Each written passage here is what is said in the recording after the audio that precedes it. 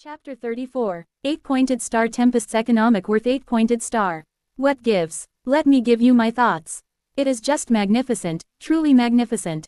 Just how much potential does Tempest have? It was such a hard question to beseech.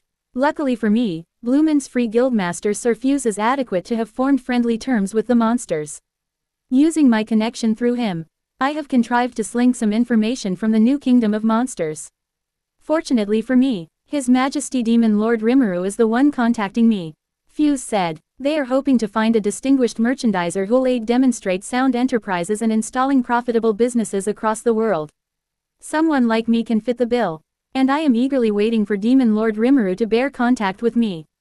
Regular people wouldn't understand. The desire for something new is inherent in the human heart. That is why Tempest is the greatest commodity any merchant can find. Those who cannot apprehend this are no merchant. 8-pointed star gods that appeared out of nowhere. 8-pointed star. As requested, I brought adequate enough food in my backpack. I made sure to have it packed in a multi-layered bento. I am in front of the former Storm Dragon's cave.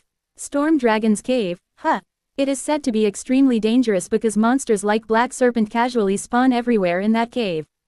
The earliest sections of the cave are not difficult to navigate. Gabble and his team have set up hippocute herb growing regions as well as mining areas.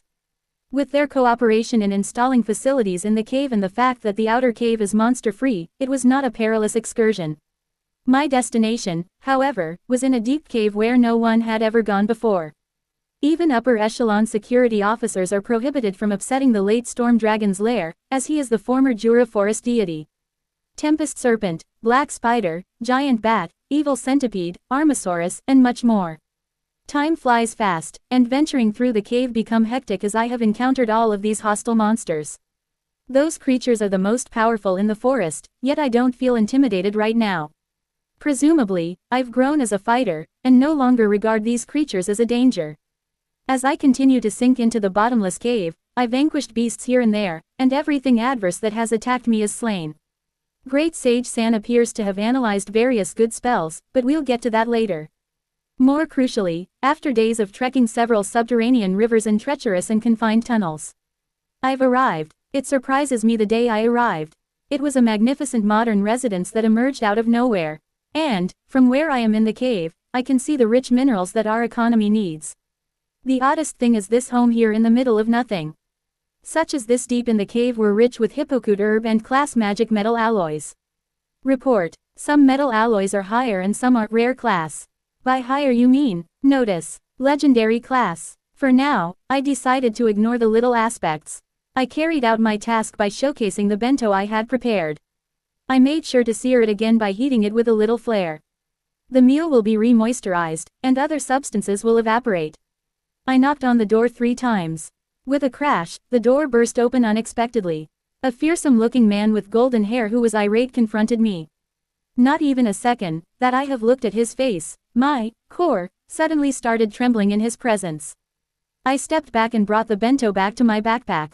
I sensed no hostility, but my body is trembling because of the overwhelming power. My partner, Great Sage, this is the time you should step up. Understood. The individual standing was none other than Storm Dragon Veldora. Kuahahaha, will you fight me, Shazoo? I am extremely angry right now. WWY, why are you here, Storm Dragon? I lashed out while I am on the verge of losing my wits.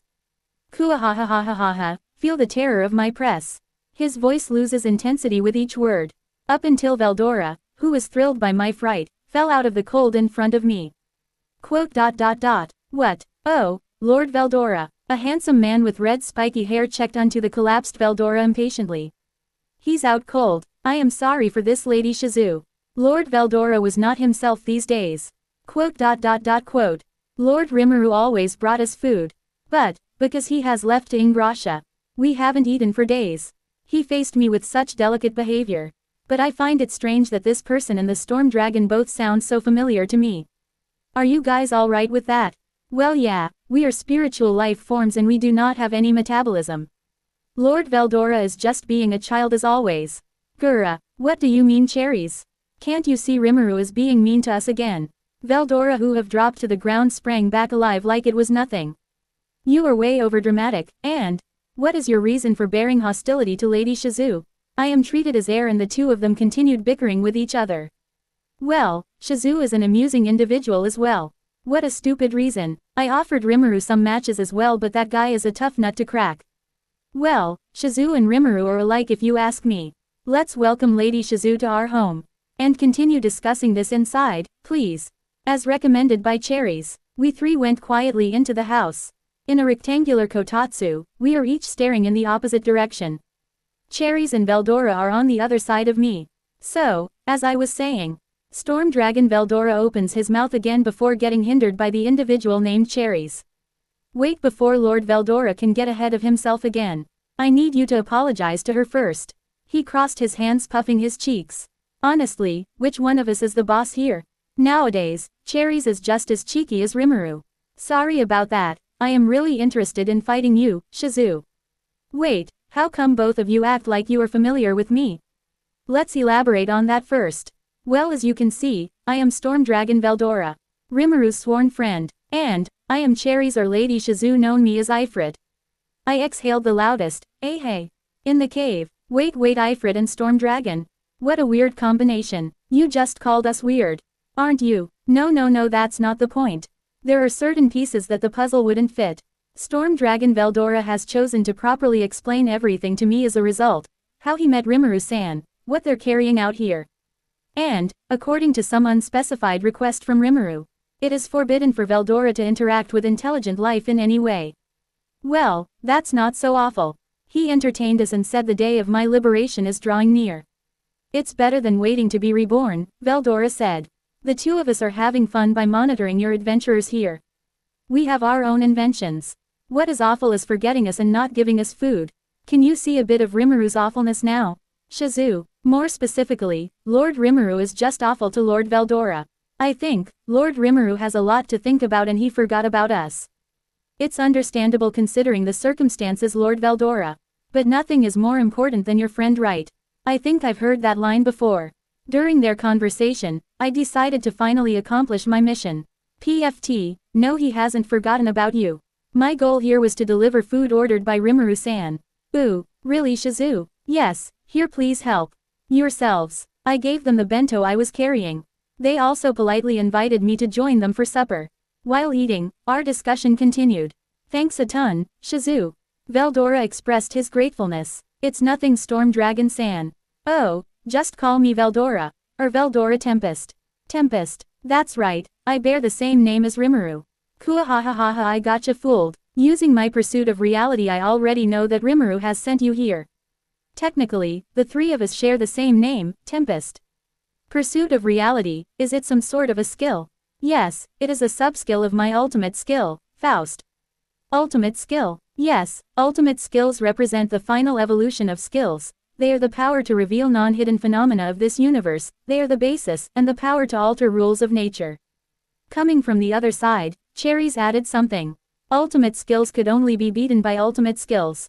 It's an absolute rule. While in battles, unique skills can prevail over ultimate skills based on the usage, but if a head-on collision between unique skills and ultimate skills occurs, then ultimate skills will always win. He paused for a moment and continued. What Lord Veldora is saying is, would you be willing to battle him now that you know how much stronger he is to you? Cherries asked. So, he has already analyzed me as soon as I arrived. Yeah, but Lord Veldora is lying. Pursuit of reality is an absolute calculation, not a prognosis, therefore there's no way he knew Lord Rimuru had sent you in your purpose, even if Lord Veldora already knows your skills. Ah, don't reveal it to him, Cherries. So basically, Veldora-san just wanted to show off. Wait, so ultimate skills basically are a much refined version of unique skills. Yes, in Lord Veldora's case he has gained his investigator King Faust when he fought a virtuous god named Gabriel eons ago. Well, I don't mind telling the story to Shizu. Veldora started to describe his extensive history as a true dragon. He started by defining evolution. There appears to be some kind of disorganized conception of evolution. Acquiring skills is a rare event but not an evolution, however, there are cases of ultimate skills conferred directly by the voice of the world. Humans will never be able to achieve evolution. Even if they train their whole lives, they have very little chance of progressing, even if they polish their abilities to dust.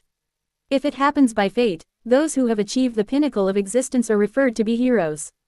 Heroes, according to Veldora-san, are more powerful than demon lords. It varies on whatever hero and demon lord you compare, but ordinary heroes are stronger than average demon lords. But, don't humanity have heroes? I know self-proclaimed heroes in our community. You are one, Shizu, a society-proclaimed hero. But, picking heroes is not your duty, people.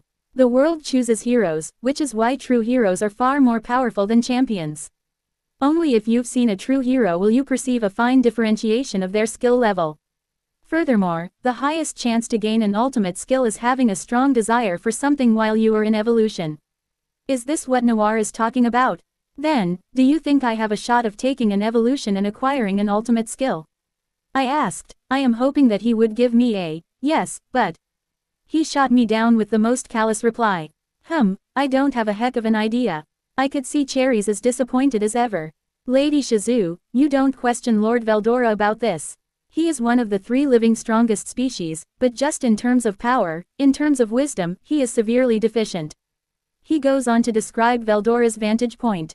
He will exterminate every wimp he sees before meeting Rimuru. But, when he encountered him, he realized that there are interesting people to observe. Even if they aren't as powerful as him, they have a lot of features that render them fascinating. Contemplating at my past behavior, I kinda felt bad to the people I've met really. But, you must make a mistake first to learn right. Yes, even if it means you killed literally thousands of people. Not that I'm gonna say it in his face. Then, let's hear it. The virtuous god you have met. I had no idea such a title existed back in the day. The only ones we revered as gods were my older brother and his true dragons, but his skill is the real deal, even comparable to us true dragons. Apparently, these gods popped up out of nowhere, and they, like us, don't have any opposite. Hey Shizu, do you know the world balancing system? He asked me such a huge cardinal question out of nowhere. I think I heard it once. At the pinnacle of power in terms of world-created lifeforms, if not disturbed, there should always be an opposition. For example, if I am a hero, there should be a demon lord who rivals me in some parts of the world. Splendid, that's it. Demons have opposing angels even at the highest levels, as my brother intended them. With this concept, an absolute power must not emerge and true dragons will remain the strongest species. However, man-made lifeforms are not subject to these restrictions. Although it was an impossible and difficult effort, there is yet a chance that a person would emerge unequaled where the world system does not create its rival. It is hard to imagine because humans are weak, yet there is still a chance that humanity may produce ultimate power. So, to return to what he was saying, it appears that the gods who have arisen in our world seemingly out of nowhere are outside the purview of the world balancing mechanism. There are 2 ways to achieve this. 1. They are not from this world. 2. They are man-made life forms. Option 2 means there is someone who created them. People who have been shaped by the world. In this world, there is what you may call the loop of creation. They are souls who follow the rules of the cardinal world. They pass away, decay, reincarnate, or be reborn. Even a portion of their soul may disperse and provide refuge for future people. They are unquestionably the work of what Veldora-san calls his older brother. However, lifeforms created by humans have been impacted by several human experiments. They might have needed to be termed robots in my former world, but not in this one, because it is possible for somebody to be born with magical abilities alone. Therefore, creating a life by magical experiments is not impossible, but it must be a complete human being and not a robot. At first, I thought it was my brother being mischievous again, but there is no way those are his creations. What makes you so sure about that? My brother has set up some rules and purposes in his finest creation, but the virtuous god I've battled has a different aim in life, he informed us with a more puzzled look. He then continued, now that you have reminded me, they truly are odd in their lifestyle. They are gentle in this world but have wicked intent. During our combat, I overheard him remark that they exist to murder someone, or that's how Veldora-san phrased that. But I couldn't ignore the word. They, I questioned. Yeah, apparently Gabriel was one of the weakest in their organization called Cosmic Gods. So, how was the battle? I won, of course, kuahahaha. But, it's a close call. If I did not acquire Faust then I am sure to lose. Is it certain that the overconfident Veldora will lose in a fight? He nearly defeated Veldora-san, so why is he the weakest member of their team? Then what do you mean by they are peaceful to this world? With such might, they can engage in a war against our world, but as you can see, they are devoted to eliminating one anonymous person. They provide a problem for the demon lords, but I'm not sure if they were aware of them nor if the great demon lords and cosmic gods will engage in battle.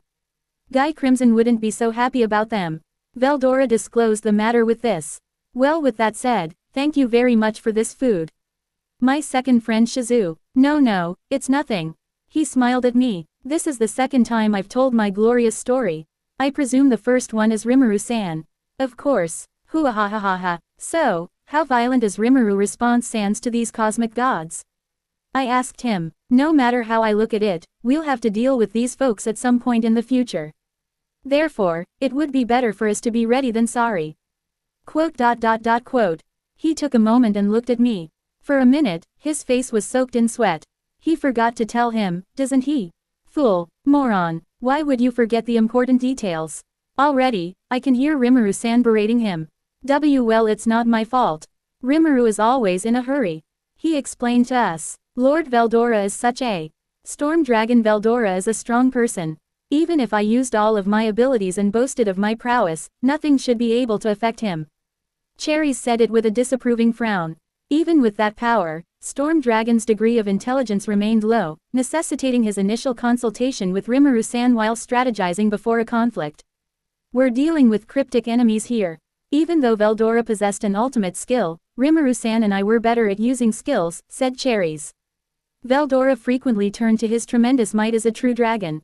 If you do not have an ultimate skill, then don't even think about fighting these gods. You won't stand a chance.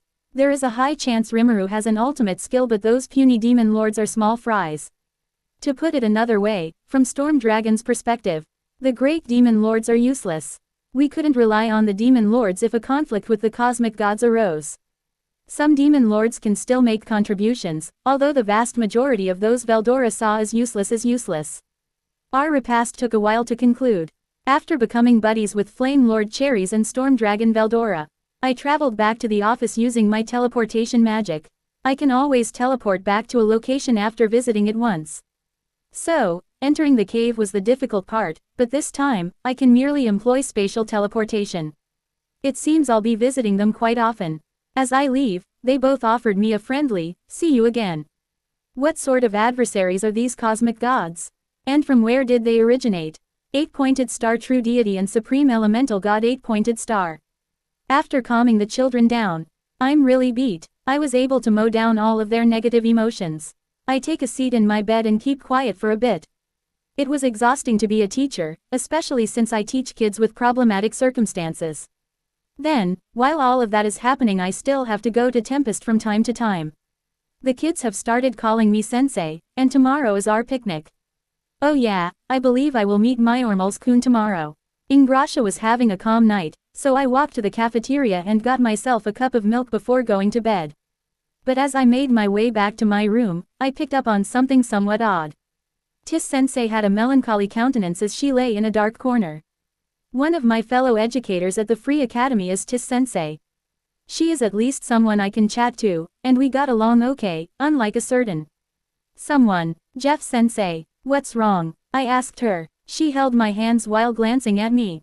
Rimuru-sensei, no, it's nothing. But I can feel a slight tremble in her hold. She tried her best to suppress it, but in a way, she continued holding onto my hand. We were the only two in the dim area, so I sat down next to her. Tis-sensei, it's obvious you know, I said to her. It was evident that she was now frightened of something and needed assistance in looking at the future again. Rimuru-sensei, my name was muffled as she placed her head on my shoulders and said, what do you think of all of this fighting? So this is all about that. Yes, you see, I cannot agree on their decisions, the higher-ups. No one wanted wars to happen. Yes, what if they failed to look at all of the life that will be lost? And, Free Guild and other forces will lose a ton of forces. What will happen to us? The existence of demon lords is what frightens people. Operation Eradication of Monster Kingdom. Sorry to tell you, Tis-sensei, but this operation will be lost. Lots of people will lose their lives. Even Tis-sensei feels the same. But, I am not worried about that. If more human armies are defeated, the Eastern Empire will be targeting them rather than demon lords. The Eastern Empire's invasion was already influenced by Veldora's earlier disappearance, and if we add more internal strife to that, they will undoubtedly strike us sooner rather than later. Not just herself, Any warfare will affect even the children and civilians. If worse comes to worst, will you move with me and the kids somewhere safe, Tis-sensei? Tis-sensei misunderstood. Tis-sensei turned bright red. Is that AAAP prop? Tis-sensei heavily stuttered at the thought. Yeah, I realize you're one of the few teachers qualified to provide my children a proper education. I wanted you to settle in somewhere secure and sound, I said to her. Sometimes Rimuru is as dense as a rock. Oh that's right. I have something to do. Good night Rimuru-sensei. As she ran quickly in the direction of her dorm, she stopped and gave me one more glance before walking away. She mumbled with a face as red as a tomato. Your proposal, I'll think about it. Then ran again. Oh okay. Of course, Tis-sensei can't merely go to another country. It seems a reasonable reaction, I suppose. I quickly walked to my room, where I found another group of people. This time, it was none other than my students, camping up my room's front door. Oh, there he is, Alice muttered. What are you doing here you guys? We wanted to go with you there, Chloe said. There, they take me upstairs, where I recall arriving in a little, comfortable room. As I recall, this is the sanctuary that Shizu-san and the kids established together. It resembles a haven for them. Amazing. The walls and everything in the room were filled with lots of their memories with Shizu-san. We want to sleep here with Rimuru-sensei. Chloe requested. It's not like we wanted to sleep with you, it's just we are having a nightmare. Alice clarified. However, there is nothing to clarify. Just let me know if you'd want to spend some time with me. Gosh, being popular is very difficult. However, I had hoped that Chloe would have said that 10 years in the future. The kids and I then turned in for the night. It wasn't anything special, just people sharing a room, but it felt wonderful. All I wanted was for them to feel safe and secure around me. While Chloe is sleeping, I caressed her head, and then I went to slumber myself. I will save all of them. Oh, that's right, Seal-sensei made Shizu-san a powerful spirit, right? Then, it's not necessary to go to Rimuru. No, Master must inquire of Rimuru about the Supreme Elemental God. Or the Primal Spirit. Oh, she's correct, she raised the subject of true deity and some form of blessing from the Primal Spirit. Primal Spirit, according to her, is not the first spirit, but rather the most potent. Rimuru, the Queen of Spirits, must be familiar with this spirit. Elemental assistance is not directly sought by spiritual life forms. But even full spiritual beings appear to be able to be invigorated by this primal spirit. I don't need though, but I am amused. Hey Seal, what are deities and gods anyway? If I recall correctly, I am a supreme deity in my title.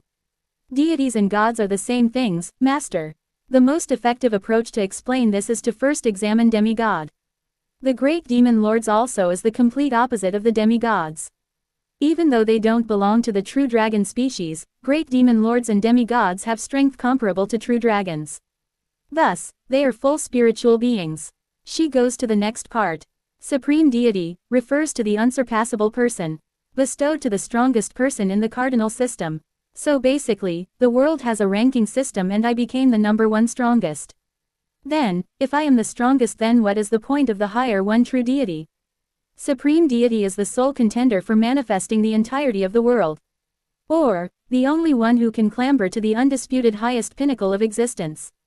Supreme deities are unsurpassable, but true deity is unbeatable.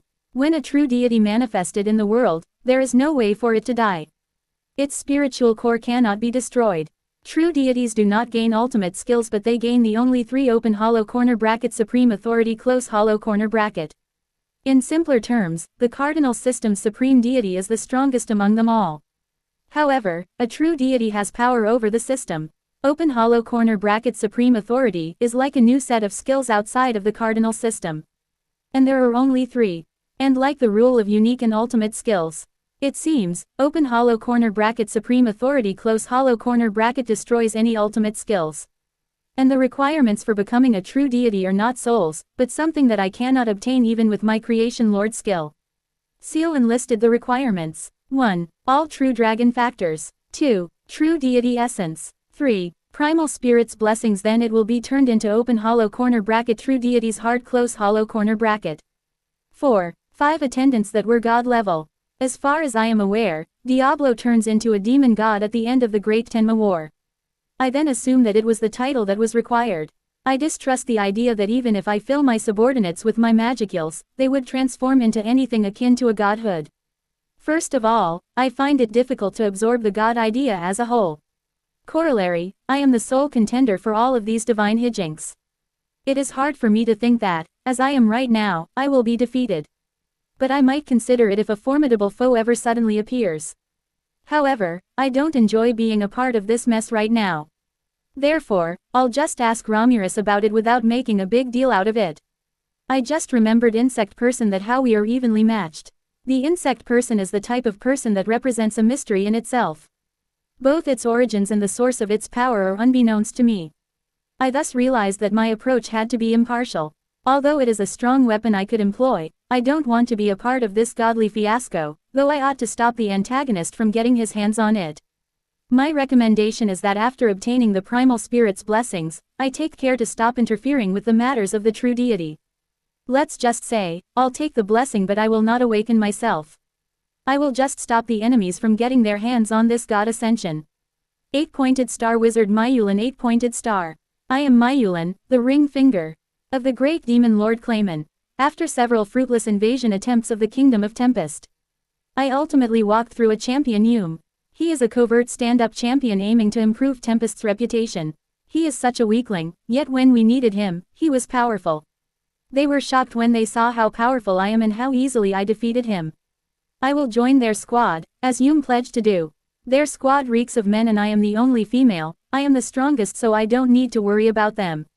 And, these guys are more inquisitive to Yume than anything else. We have completed our missionary missions to boost Yume's popularity. Finally, after working with them, we've arrived at the crux of my goal, Tempest.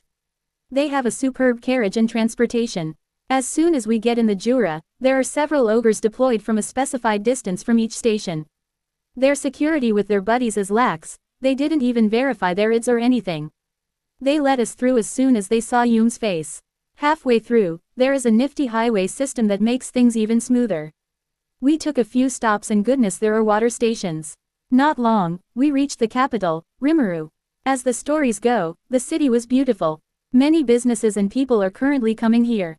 There are also admirable stalls from well-known retailers. Many establishments are getting built at the same time. Our carriage stopped right after this building. It seems the most beautiful one they call, Executive Estate. So, this is where all of the governance and administration of this city are. This is where Yume and us will report to the executives first. The inside was stunning, with aristocratic decorations carved into the sides of the pillars. Murals and carved sculptures are featured. Their reading and artistic abilities are also remarkable. Other countries have chosen militarism over all other considerations. However, we can perceive the true beauty of literature and art in these examples. I saw a much bigger building than this, but that one is still under construction.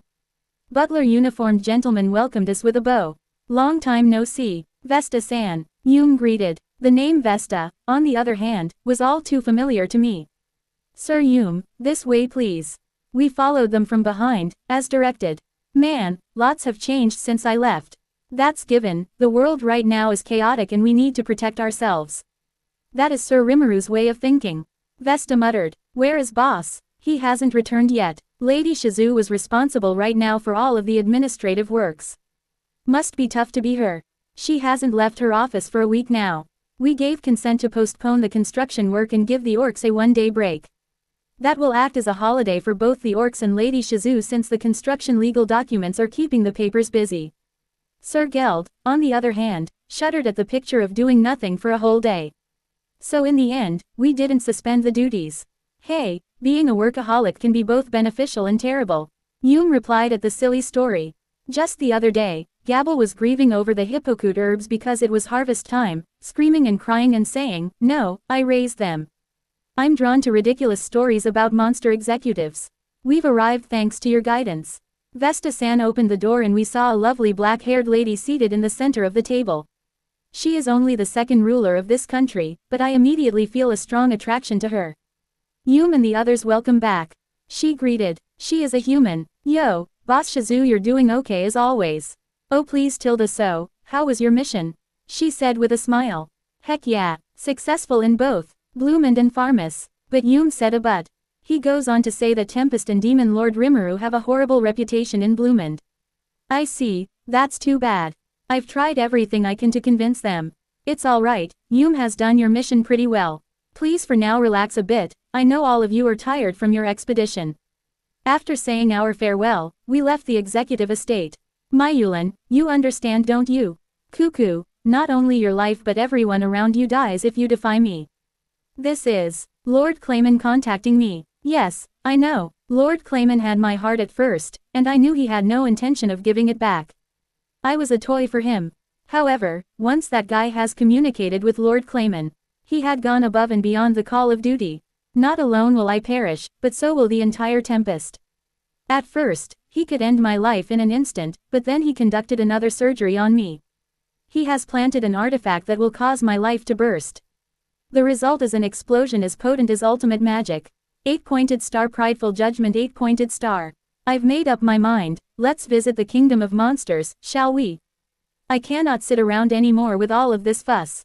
I can use their schemes to accomplish my goal but I would still visit Tempest anyway. Because I am amused. Seems like amusing things are only voyaging in their harbor. They are the central attention of the whole continent right now.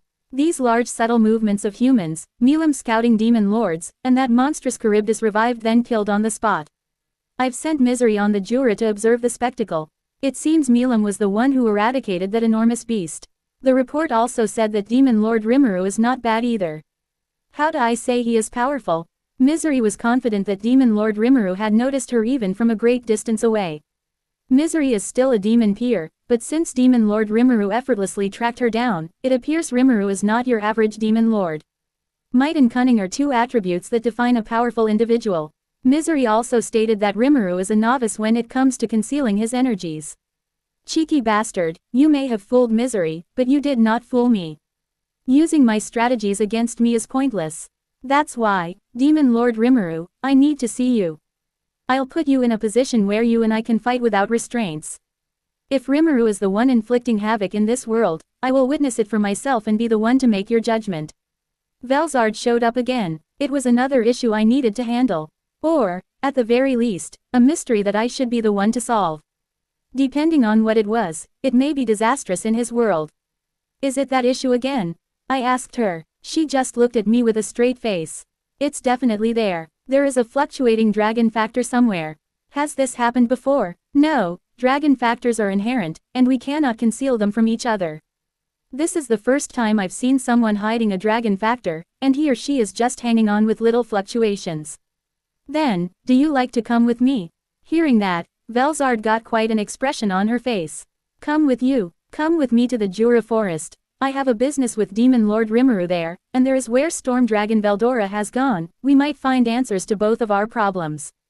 But first, let's take a look at how this colossal project of arrogant humans is progressing. 8-pointed star the twisted genius and collaborator 8-pointed star. Rimuru has been spending time with the children meanwhile, my plan is being carried out smoothly. Man, these manga really is good. Thanks to Rimuru-san I was able to read it again. But, anyone who comes in my way will become my enemy. But for now, I can be friendly with him in the meantime. I hurriedly flipped to the next panel to read the rest of the story. The story of what I was reading is about a boy who despite his excellency was humiliated by another person who happens to be lucky.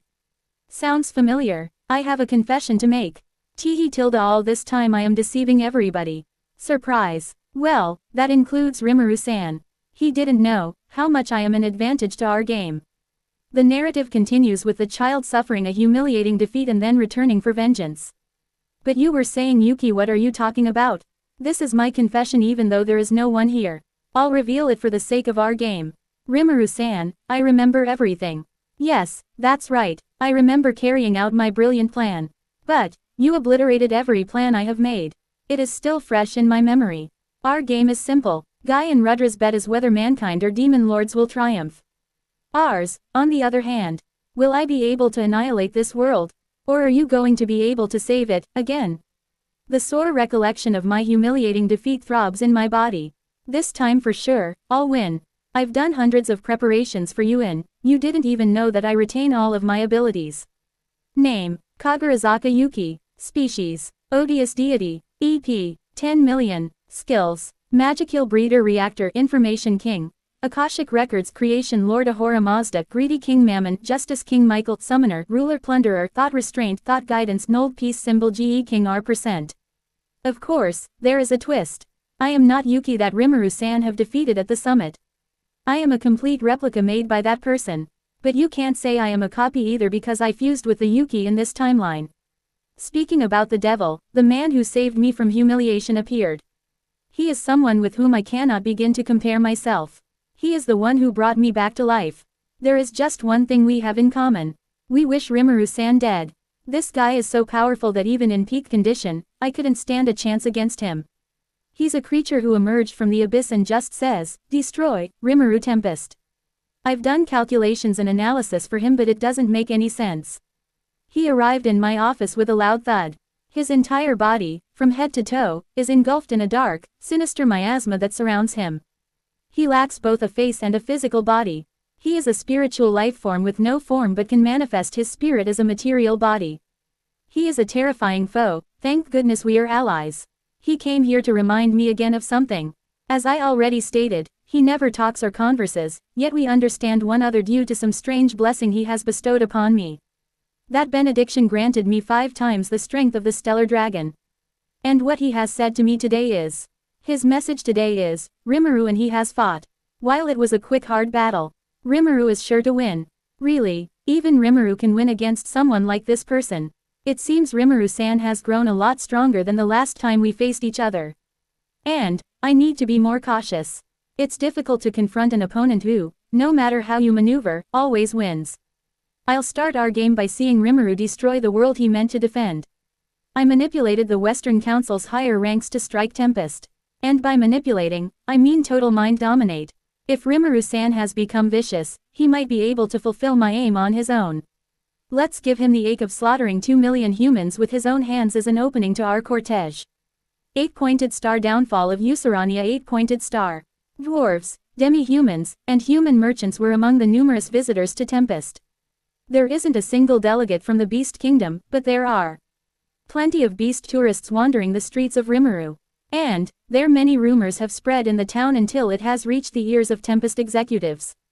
To talk about this issue, another meeting from Tempest has commenced, another executive meeting led by Shizu. Some vagrant beastmen have been summoned to the conference as guests of honor along with the executives. Shizu as the ruler has officially declared the meeting. There are many rumors of our city of Usarania getting a war declaration from Demon Lord Milam. Shizu said to the meeting. Shion, Shuna, and the executives who treat Milam in good light are clearly saying, no way. Nonetheless, the visitors, the beastmen, supported this news to be true. They asserted that the non-aggression treaty between Demon Lord Carrion and Demon Lord Milam was voided. No way, Lady Milam wouldn't do something horrible. Shion asserted. Shizu, however, declined to buy it. Milam is a living manifestation of the destruction that has been passed down as a fairy tale. Shizu maintained her authority as a ruler and favored objectivity above emotion. We have no connection to the Beast Kingdom, no justification for doing so, and no resources to support you people. Shizu explained to the beastmen. Lady Shizu, it's Lady Milam we are talking about, there is no way. Shion once more pressed Shizu. I didn't say anything about her. I just clarified that Tempest had no resources to back up Usarania. While Rimuru-san is absent, my decisions beyond how we can protect our city. We were unrelated to Usarania, therefore I don't see a reason why we should risk the lives of our soldiers while we were surrounded ourselves. That's right, Tempest is surrounded. They have concluded in the meeting that the human nations are surrounding the whole Jura forest and not attacking other territories. The enemy's battle plan is unknown, but Tempest has its own battle to tend to. Hearing this, the beast me.